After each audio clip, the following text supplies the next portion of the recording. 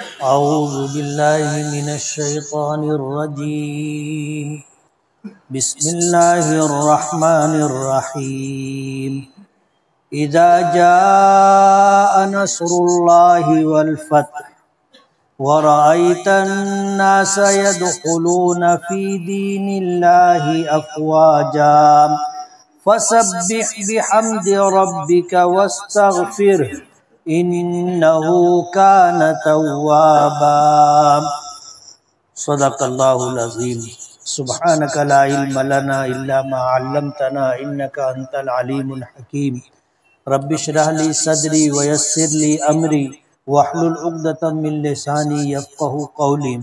پناہ مانگتا ہوں میں اللہ تعالیٰ کی شیطان مردود سے۔ شروع کرتا ہوں میں اللہ کے نام سے جو بڑا مہربان نہایت رحم والا ہے۔ جب آ جائے اللہ کی مدد اور فتح فیصلہ اور آپ دیکھیں لوگوں کو کہ داخل ہو رہے ہیں اللہ کے دین میں فوج در فوج، پس آپ اللہ کے اپنے پروردگار کی حمد اور تعریف کیجئے اور پاکی بیان کیجئے اور استغفار کیجئے اللہ سے، بے شک وہ بڑا توبہ قبول کرنے والا معاف کرنے والا ہے۔ یہ سورہ نصر ہے، نزول کے اعتبار سے مدنی ہے، اس میں 3 آیتیں ہیں۔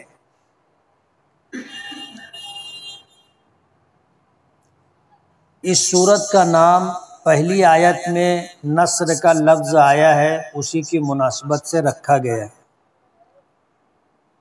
یہ سورت نبی کریم صلی اللہ علیہ وسلم پر آپ کے حجۃ الوداع کے موقع پر مینا میں نازل ہوئی تھی،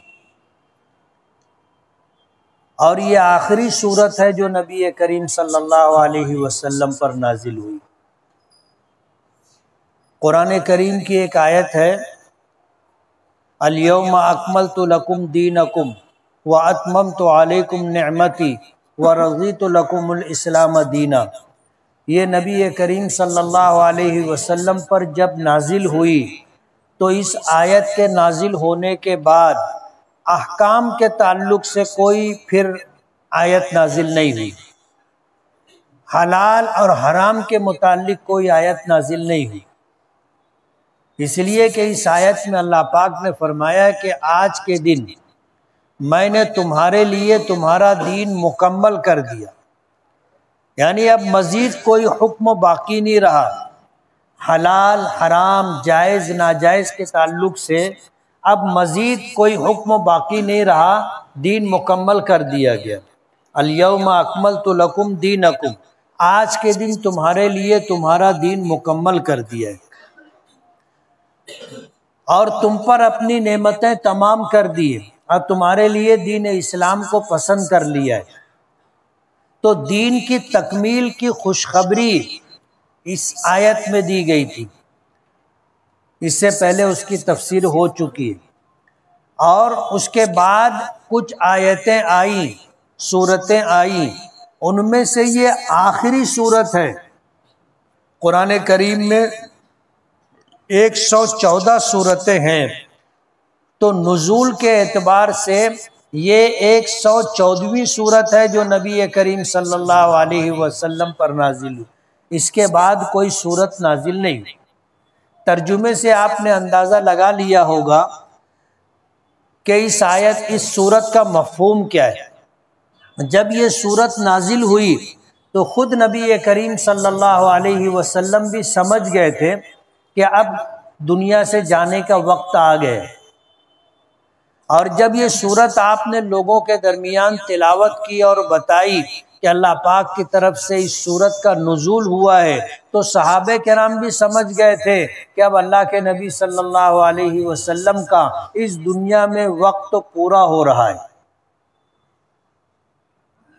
حضرت عمر فاروق رضی اللہ تعالی عنہ جب امیر المؤمنین بنے تو انہوں نے اپنی ایک مجلس مشاورت بنائی تھی، مجلس مشاورت، کہ کسی مسئلے پر اگر فیصلہ کرنا ہو تو کیا فیصلہ کرنا چاہیے، اس سلسلے میں انہوں نے کچھ سنجیدہ سمجھدار صحابہ کرام کی ایک کمیٹی اور ایک مجلس بنائی تھی جسے مجلس مشاورت کہا جاتا تھا۔ حضرت عمر فاروق رضی اللہ تعالی عنہ لوگوں سے مشورہ کرتے تھے کہ اب کیا کرنا چاہیے، اور لوگوں کا جو مشورہ ہوتا تھا اس کے بعد اس کے مطابق آگے کے فیصلے ہوا کرتے تھے۔ اس مجلس مشاورت میں حضرت عبداللہ ابن عباس رضی اللہ تعالی عنہ کو بھی شامل کیا تھا۔ اس مجلس میں بڑی عمروں کے صحابہ کرام تھے اور حضرت عبداللہ ابن عباس نوجوان تھے، کم عمر تھے۔ تو اس مجلس میں جو بڑی عمروں کے صحابہ کرام تھے انہوں نے حضرت عمر فاروق رضی اللہ تعالی عنہ سے کہا کہ یہ ہمارے بچے جیسا ہے، اس کو آپ نے اپنی مجلس مشاورت میں شامل کیا ہے۔ جب یہ بات حضرت عمر فاروق رضی اللہ تعالی عنہ کے سامنے آئی تو حضرت عمر فاروق رضی اللہ تعالی عنہ نے پھر موقع دیکھ کر کے سورہ نصر کے متعلق یہ پوچھا کہ اس سورت کا مطلب کیا ہے، اس کی تفصیل کیا ہے، اس کا پس منظر، اس کا بیک گراؤنڈ کیا ہے۔ تمام صحابہ کرام نے اس آیت کی تفسیر میں جو کہنا تھا وہ کہا۔ جب حضرت عبداللہ ابن عباس رضی اللہ تعالی عنہ کا نمبر آیا تو حضرت عمر فاروق نے ان سے پوچھا کہ بھتیجے تمہاری کیا رائے ہے، اس سورت کے متعلق تم نے کیا سمجھا ہے؟ حضرت عبداللہ ابن عباس نے کہا کہ امیر المومنین، اس سورت میں نبی کریم صلی اللہ علیہ وسلم کی موت کی خبر دی گئی کہ اب آپ کا وقت تو پورا ہو گیا ہے۔ حضرت عمر فاروق رضی اللہ تعالی عنہ نے جواباً فرمایا کہ بھتیجے میں بھی یہی سمجھتا ہوں۔ یہ سورت حجۃ الوداع میں جب آپ حج کے لیے تشریف لے گئے، ذی الحجہ کا مہینہ تھا، 24 ذی القعدہ کو آپ مدینے سے نکلے تھے اور 4 ذی الحجہ کو آپ مکہ مکرمہ پہنچے تھے، اور اس کے بعد آپ نے عمرہ ادا کیا، اور عمرہ ادا کرنے کے بعد پھر آپ نے حج کیا، اور دوران حج منی میں آپ پر یہ سورت نازل ہوئی۔ اور اس سورت کے نزول کے بعد نبی کریم صلی اللہ علیہ وسلم خود بھی اور اسی طرح سمجھدار آپ کے مزاج کو جاننے والے صحابہ کرام نے بھی سمجھ لیا تھا کہ اب اللہ کے رسول ہمارے درمیان نہیں رہیں گے۔ اس سورت کے نازل ہونے کے بعد مدینہ منورہ پہنچ کر نبی کریم صلی اللہ علیہ وسلم نے ایک مرتبہ مسجد نبوی کے منبر پر بیٹھ کر کے یہ بات فرمائی کہ اللہ تعالیٰ نے اپنے بندوں میں سے ایک بندے کو اختیار دیا ہے کہ وہ دنیا میں رہنا چاہے تو دنیا میں رہے اور آنا چاہے آخرت میں تو واپس آ جائے۔ اس بندے نے اب جانا قبول کر لیا ہے۔ حضرت ابو بکر صدیق رضی اللہ تعالی عنہ رونے لگے۔ تمام صحابہ کرام حضرت ابو بکر کے رونے کو دیکھ کر کے آپس میں بات کرنے لگے کہ یہ بوڑھا آدمی کیوں رو رہا ہے۔ حضور نے تو کسی اللہ کے بندوں میں سے کسی بندے کے متعلق یہ بات کہی ہے، لیکن بعد کے حالات سے صحابہ کرام نے سمجھ لیا کہ اللہ کے نبی صلی اللہ علیہ وسلم کی بات اگر کسی نے سمجھی تھی تو وہ حضرت ابو بکر صدیق تھے۔ سمجھ گئے تھے کہ اللہ کے نبی اپنے متعلق یہ بات کہہ رہے تھے، اسی لیے وہ رونے لگے تھے۔ تو حضور نے کئی موقع پر اس طرف اشارہ کیا۔ اپنی دنیا سے جانے سے پہلے جب آپ نے ایک لشکر حضرت اسامہ ابن زید رضی اللہ تعالی عنہ کی سرکردگی میں بنایا اور اسے روانہ کرنا چاہا تو اس موقع پر آپ کے ارشادات سے بھی یہ بات معلوم ہوتی ہے حضرت معاذ رضی اللہ تعالی عنہ کو یمن کا گورنر بنا کر کے روانہ کیا تو حضور خود بنفس نفیس سواری کے ساتھ ساتھ چل رہے تھے۔ حضرت معاذ رضی اللہ تعالی عنہ کہنے لگے کہ اللہ کے رسول آپ سوار ہو جائیں، میں پیدل چلتا ہوں، تو حضور نے فرمایا کہ نہیں۔ حضرت معاذ نے کہا کہ اللہ کے رسول میں بھی گھوڑے سے اتر جاتا ہوں، آپ کے ساتھ پیدل چلتا ہوں، تو حضور نے فرمایا کہ نہیں، تم گھوڑے پر سوار رہو۔ اور اس موقع پر جو باتیں حضرت معاذ سے حضور نے فرمائی تھی، اس میں ایک بات یہ بھی تھی کہ معاذ ممکن ہے کہ اب اس کے بعد تمہاری میری ملاقات نہ ہو، اور ایسا ہی ہوا۔ حضرت معاذ گئے ملک یمن، تو آپ حضرت معاذ کی واپسی سے پہلے حضور کا وصال ہو گیا، تو اشارتاً نبی کریم صلی اللہ علیہ وسلم نے لوگوں کو بتانا شروع کر دیا تھا، اور اس صورت میں نبی کریم صلی اللہ علیہ وسلم کی بعثت کا جو مقصد تھا اور دنیا میں رہنے کا جو مقصد تھا، اس کے پورا ہونے پر آپ کو واپسی کی اطلاع دی گئی۔ ترجمہ آپ نے سنا کہ جب آ جائے اللہ کی مدد اور فیصلہ، فتح،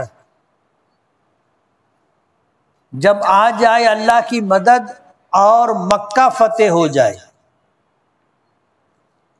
اللہ کی مدد تو سمجھی جاتی ہے کہ اللہ تعالیٰ کی مدد آئے گی تو کس شکل میں آئے گی۔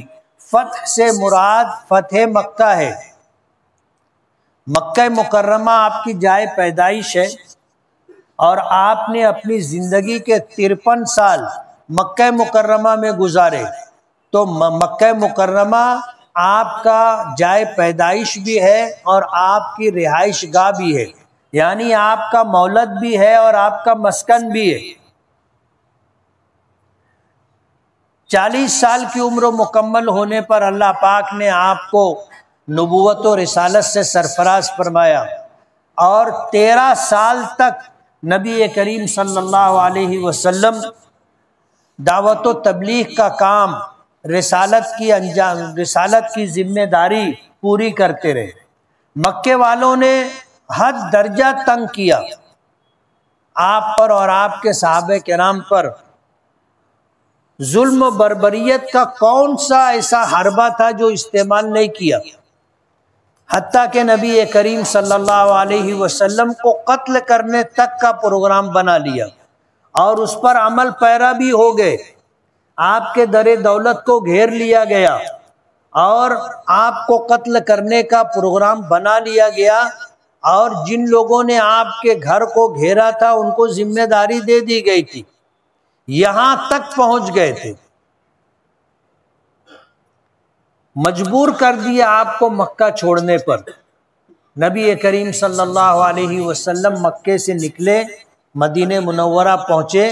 ہجرت کا یہ واقعہ بھی ایک تاریخی واقعہ ہے اور سننے سے تعلق رکھتا ہے۔ اللہ کے نبی صلی اللہ علیہ وسلم نکلے، حضرت ابو بکر کے گھر گئے، حضرت ابو بکر کو ساتھ لیا، اور پھر آپ مکے سے باہر نکلے اور مسفلہ اور خدئی کے راستے آپ غار ثور پہنچے، جبل ثور پہنچے، اور اوپر ایک غار تھا جسے غار ثور کہتے ہیں۔ 3 دن 3 رات آپ نے وہاں پر چھپ کر کے اپنا وقت گزارا۔ حضرت ابو بکر صدیق رضی اللہ تعالی عنہ کے بیٹے بکری چرانے کے لیے پہاڑ غار جبل ثور کے دامن میں آتے تھے، اور بکری کا دودھ دوہ کر کے غار ثور تک پہنچایا کرتے تھے۔ حضرت اسماء رضی اللہ تعالی عنہ کے متعلق آتا ہے، حضرت اسماء رضی اللہ تعالی عنہ حضرت عائشہ رضی اللہ تعالی عنہ کی بڑی بہن ہے، اور حضرت ابو بکر صدیق رضی اللہ تعالی عنہ کی بیٹی ہے۔ ان کے متعلق آتا ہے کہ انہوں نے غار ثور تک کھانے کا پینے کا سامان تک پہنچایا۔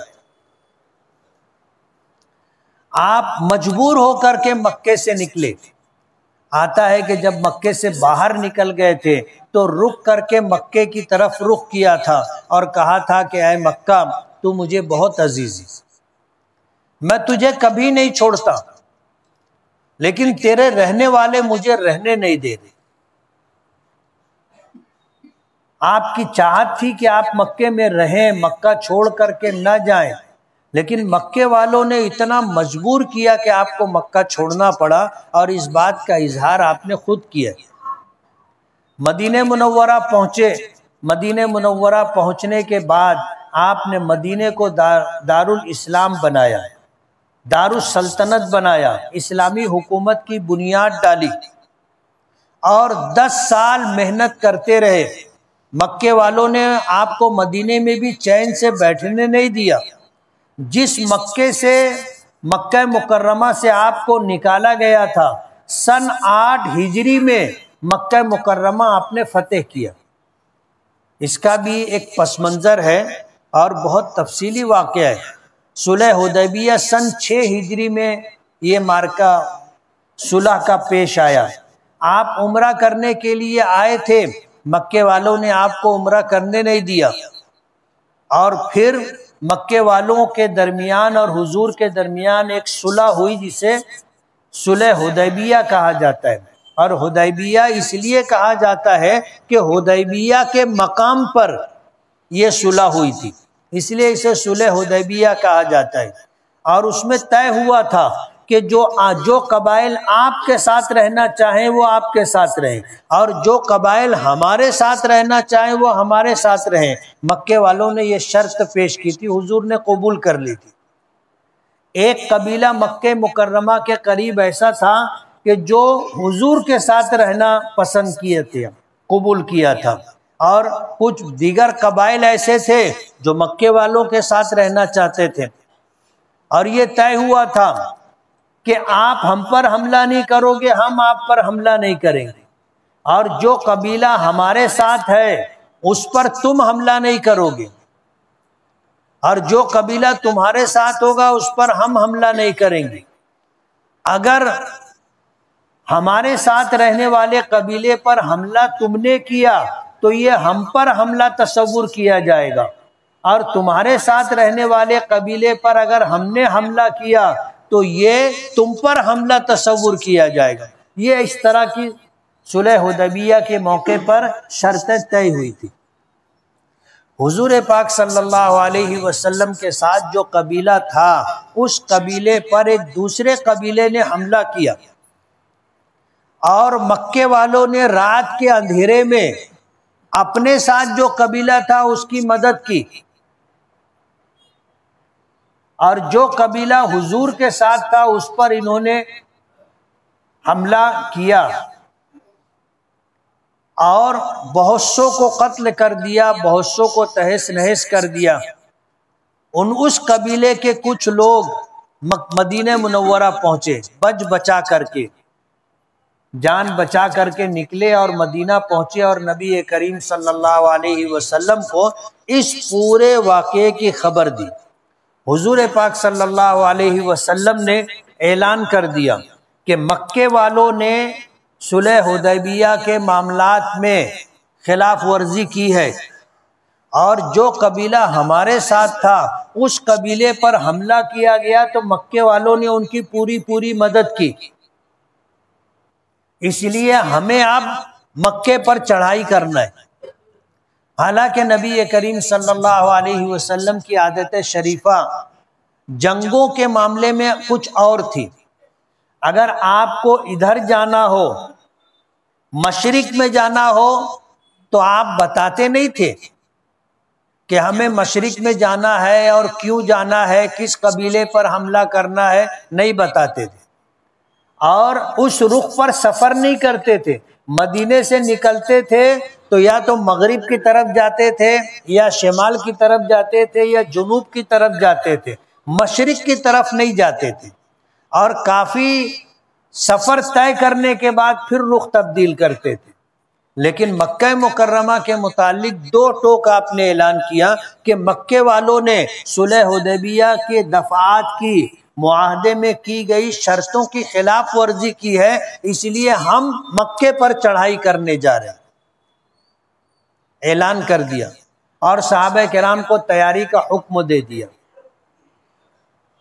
مکے والوں کو خبر ہو گئی ان کے جاسوس رہتے تھے، جاسوسوں نے مکے والوں کو خبر دے دی کہ تم نے جو حرکت کی ہے اور معاہدے کی خلاف ورزی کی ہے، اس کی وجہ سے حضور نے مکے پر حملہ کرنے کا، چڑھائی کرنے کا فیصلہ کر لیا ہے اور اعلان کر دیا ہے۔ اب مدینے میں تیاری چل رہی ہے، کبھی بھی مکے پر حملہ ہو سکتا ہے۔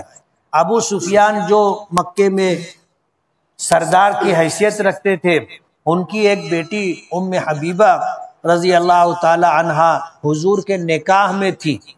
ام المومنین حضرت ام حبیبہ رضی اللہ تعالی عنہا، حضرت ام حبیبہ رضی اللہ تعالی عنہا حضور کی بیوی تھی۔ ابو سفیان نے مکے سے مدینے کا سفر کیا اور آ کر اپنی بیٹی ام حبیبہ سے ملاقات کی اور کہا کہ تم حضور سے سفارش کرو کہ ہم سے معاہدے کی خلاف ورزی ہو گئی ہے، ہم معاہدے کی تجدید کرنا چاہتے ہیں، از سر نو معاہدہ کرنا چاہتے ہیں۔ اور بیٹھنا چاہا تو ٹاٹ بچھا ہوا تھا، اس پر بیٹھنے لگے تو حضرت ام حبیبہ نے روکا کہ روکو، وہ ٹاٹ لپیٹ کے ہٹا دیا اور کہا کہ بیٹھ جاؤ۔ تو ابو سفیان کہنے لگے کہ بیٹی ایک بات بتاؤ، یہ ٹاٹ میرے قابل نہیں تھا یا میں ٹاٹ کے قابل نہیں تھا؟ تو حضرت ام حبیبہ رضی اللہ تعالی عنہا نے جواب دیا کہ یہ میرے آقا جناب رسول اللہ صلی اللہ علیہ وسلم کا بستر ہے اور تم مشرک ہو، اور مشرک ناپاک ہوتا ہے، اس لیے تم اس پاک بستر پہ نہیں بیٹھ سکتے، اس لیے میں نے بستر اٹھا دیا۔ تو ابو سفیان کو اندازہ ہو گیا، کہنے لگے کہ بیٹی مجھ سے جدا ہونے کے بعد تم بہت بدل گئی۔ ام حبیبہ نے کوئی جواب نہیں دیا۔ ابو سفیان کہنے لگے کہ تم حضور سے سفارش کر دو کہ معاہدہ پھر سے کر لیں۔ ام حبیبہ نے انکار کر دیا کہ ہم عورتیں مردوں کے معاملات میں نہیں بولتی، یہ تمہارا معاملہ ہے، تم دیکھو۔ ابو سفیان وہاں سے نکلے، حضرت فاطمہ رضی اللہ تعالی عنہ کے پاس آئے اور آ کر کے کہنے لگے کہ حضور سے سفارش کر کے ہمارا معاہدہ پھر سے کروا دو۔ تو حضرت فاطمہ رضی اللہ تعالی عنہ نے بھی یہی جواب دیا کہ ہم مردوں کے معاملات میں دخل نہیں دیتی۔ اس کے بعد ابو سفیان نے حضرت حسن اور حضرت حسین سے کہا کہ تم چل کے اپنے نانا سے سفارش کر دو۔ بچے تھے، یہ 5 سال 6 سال کی عمر تھی۔ حضرت فاطمہ رضی اللہ تعالی عنہ نے روک دیا کہ تم بچوں کو اس معاملے میں مت ڈالو۔ ابو سفیان گئے تو حضور نے معاہدے سے انکار کر دیا۔ ابو سفیان سمجھ گئے کہ اب تو جنگ ہوگی، وہ واپس مکہ آئے۔ اللہ کے رسول صلی اللہ علیہ وسلم نے پوری تیاری کی اور مکے کی طرف رخ کیا، اور سن 8 ہجری میں مکہ مکرمہ فتح ہوا۔ جب مکے کے قریب حضور پہنچے تو آپ نے اعلان کیا اور تمام صحابہ کرام جن کی تعداد 10,000 یا اس سے زائد تھی، ان سے یہ کہا کہ ہر آدمی اپنا چولہا کھانا پکانے کے لیے الگ جلائے، ایک چولہے کے اوپر 2 لوگوں کا کھانا نہیں بنے گا۔ ایک جنگی حکمت عملی تھی۔ رات کا وقت تھا، ابو سفیان پہاڑ پر چڑھے اور چڑھ کر کے وہاں سے انہوں نے دیکھا کہ دور تک چولہے جل رہے۔ اب 10,000 لوگوں نے اپنا اپنا چولہا جلایا تو ظاہر بات ہے 10,000 چولہے جلے۔ ابو سفیان نے اندازہ لگایا کہ اگر ایک چولہے پر 10 آدمیوں کا کھانا پکے تو 10,000 چولہوں پر کتنے لوگ کھانا کھائیں گے، کتنے لوگ ہوں گے؟ تو ان کو ایسا لگا کہ 1 لاکھ سے زائد لوگ آئے۔ یہ جنگی حکمت عملی تھی۔ ابو سفیان نے مکے والوں کو بتایا تو مکے والوں نے ہمت چھوڑ دی کہ اتنے بڑے لشکر کا تو ہم مقابلہ نہیں کر سکتے۔ حالانکہ آئے کتنے لوگ تھے؟ 10,000۔ لیکن حضور نے حکمت عملی ایسی اختیار کی کہ مکے والوں کو لگے کہ بہت بڑا لشکر آیا ہے، اور یہی چیز مکے والوں نے سمجھی، ہتھیار ڈال دیے۔ صبح ہوئی، ابو سفیان آئے، چھپ چھپا کر کے آئے اور آ کر حضور سے مل کر کے بات کرنا چاہتے تھے۔ تو حضرت عمر نے راستے میں دیکھ لیا، فوراً تلوار نکالی اور ان کو مارنے کے لیے دوڑے، تو وہ بھاگ کر کے حضور کی خدمت میں آئے اور آ کر کے پناہ مانگی، صلح کرنے کی بات کی۔ حضور نے فرمایا کہ جو ہے۔ اب اس کے بعد پھر مکے والوں نے ہتھیار ڈال دیے اور حضور فاتحانہ مکہ مکرمہ میں داخل ہوئے۔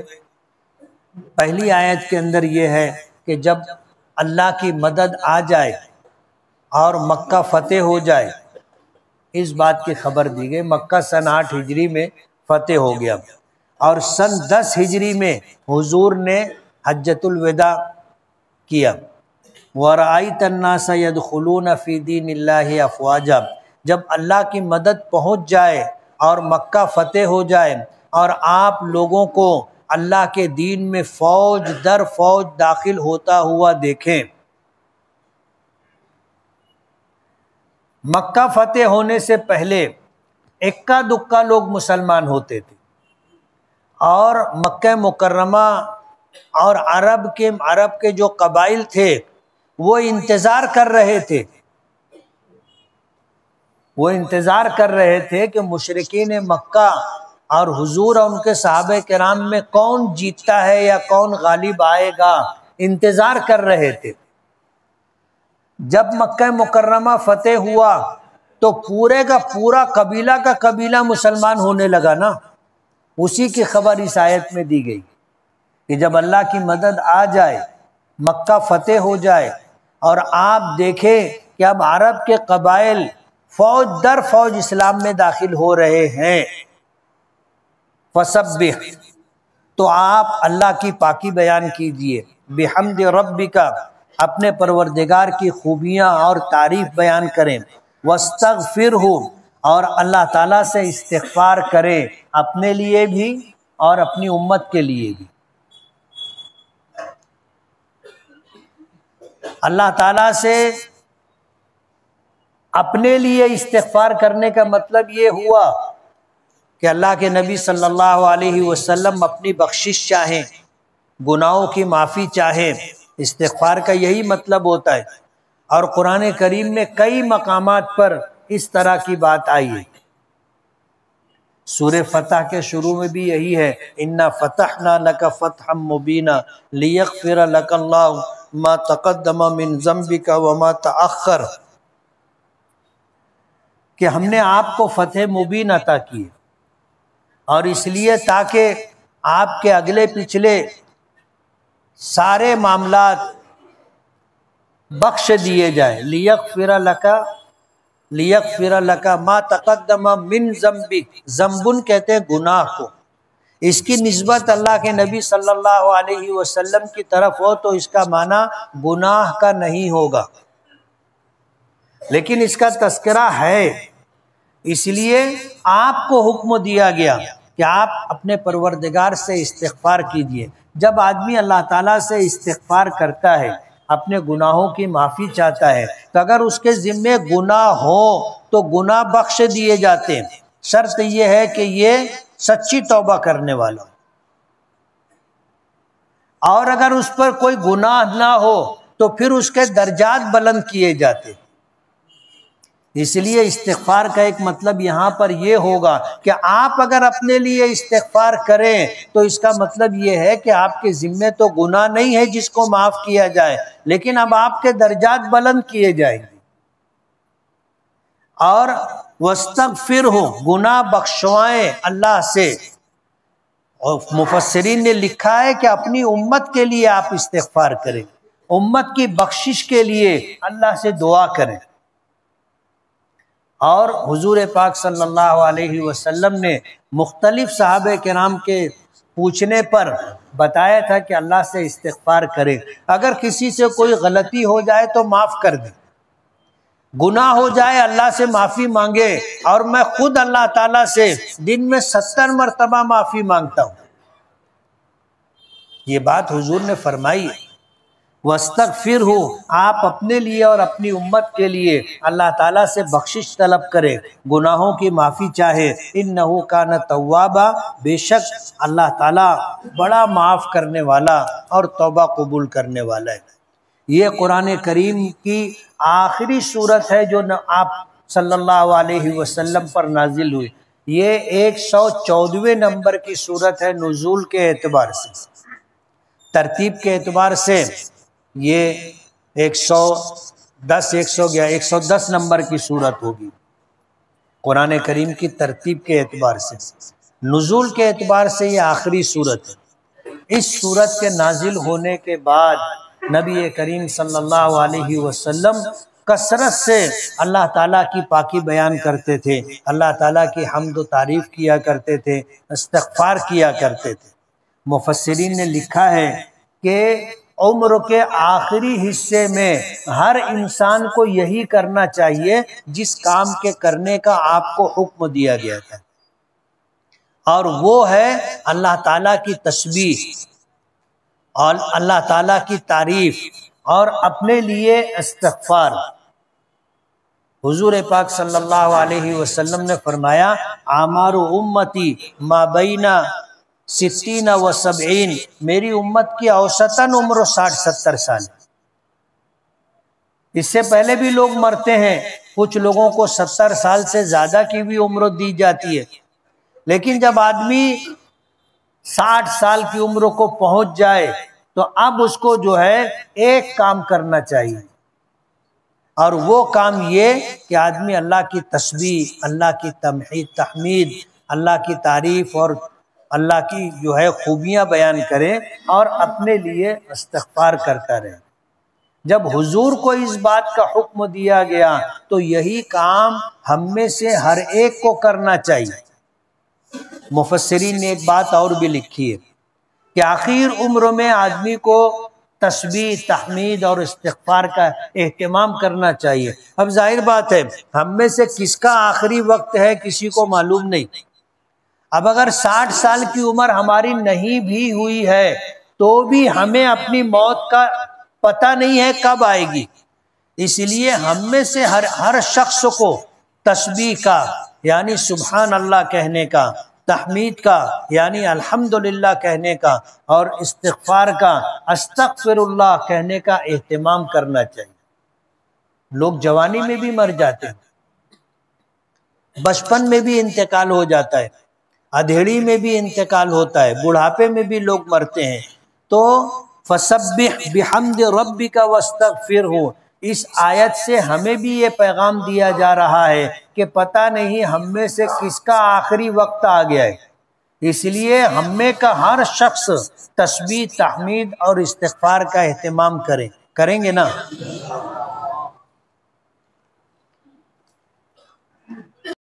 سوالات بہت زیادہ ہیں اور آج مجھ کو تھوڑا سا کام بھی ہے، اس لیے یہ سارے سوالات رکھیں اگلے ہفتہ، اور اگلے ہفتے کا جو سوالات رہے گا وہ اور یہ ملا کر کے انشاءاللہ جواب دیں گے۔